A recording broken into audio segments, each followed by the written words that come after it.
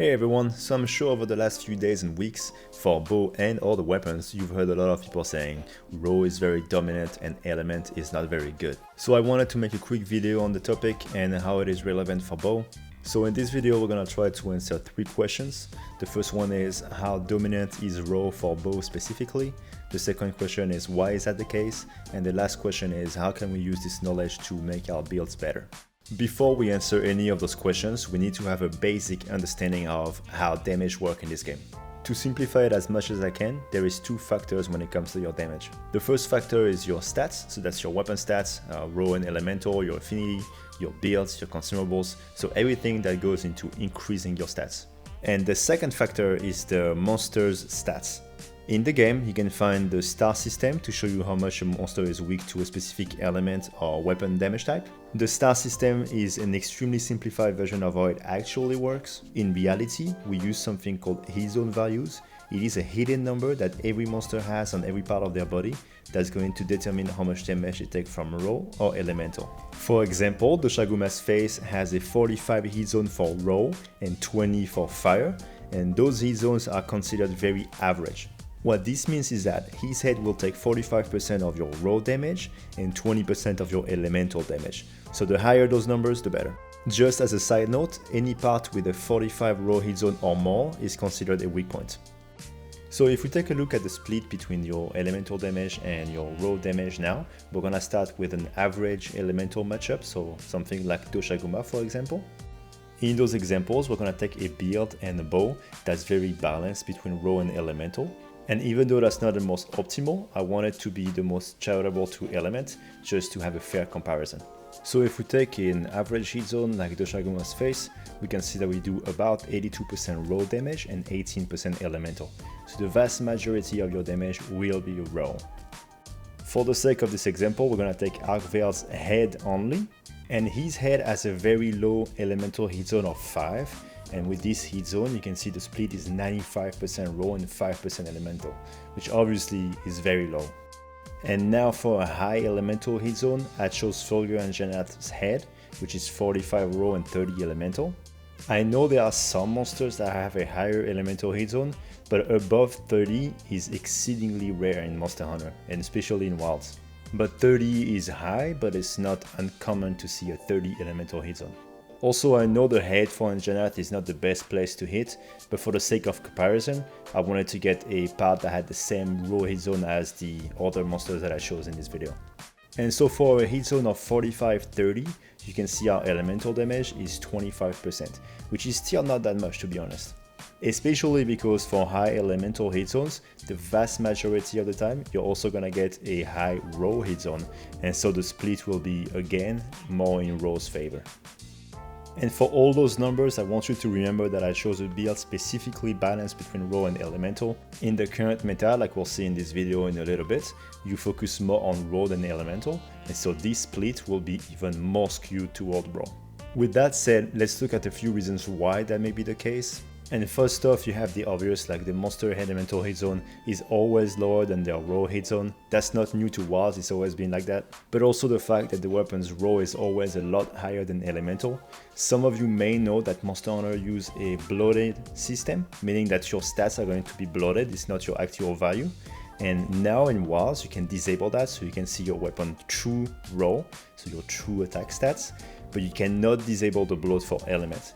If you want to know your true element, you need to divide your value by 10.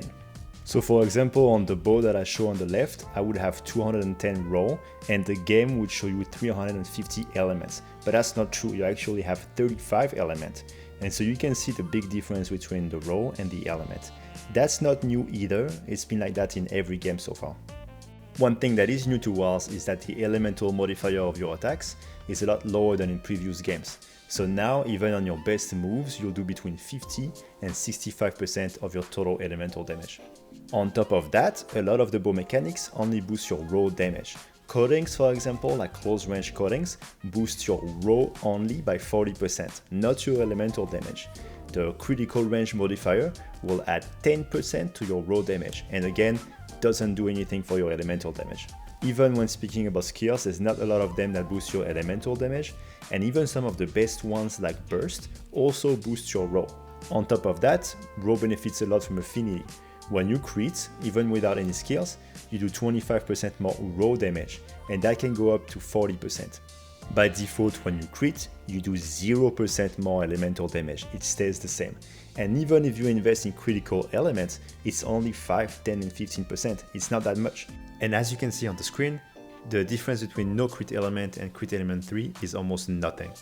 And that's why a lot of people, including myself at first, thought this skill was bugged, because it adds so little that it was hard to believe that it was working as intended. In my opinion, this situation reminds me a lot of Rise. When the game launched, it was the exact same thing, you do about 15 to 20% elemental damage, which compared to World was a lot smaller. But eventually, as we got better weapons, we started getting more and better elemental skills. The elemental portion of your damage started to go up, up, up, and at the end of Sunbreak, it was in a very good place where most weapons were playing some kind of elemental builds. So using that knowledge, I want to give some advice on how to build for the Artian Bows currently. It might change in the future with updates, but for now, my best recommendation is to get as much raw as possible. So what you want to do for the crafting bonuses is to get 3 attack, and for the random bonuses, the best is attack, the second best is affinity, and the worst is element. A quick note on affinity, obviously it's not a bad stat, but because we're early in the game cycle, our weapons have low enough stats that for now, it's more worth getting flat attack than affinity.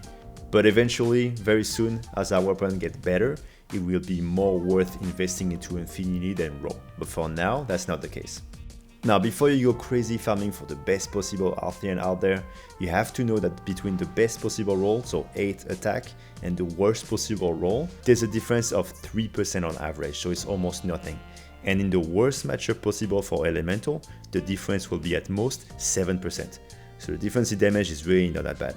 One thing that's interesting to note though, is that every Artian Bow has fixed coatings depending on the element. And as we said earlier, the best coatings are close range coatings because they give the biggest boost in damage. And currently for Elemental, only the Fire and Water Artian have close range coatings. And because of that difference, believe it or not, it's almost always worth it to run those bows instead of the monster's main elemental weakness. So for example, on the screen right now, you see me fighting Raido with a Water Bow, because even though he's weaker to ice, I do way more damage with my water bow and the close range coatings than with the ice bow.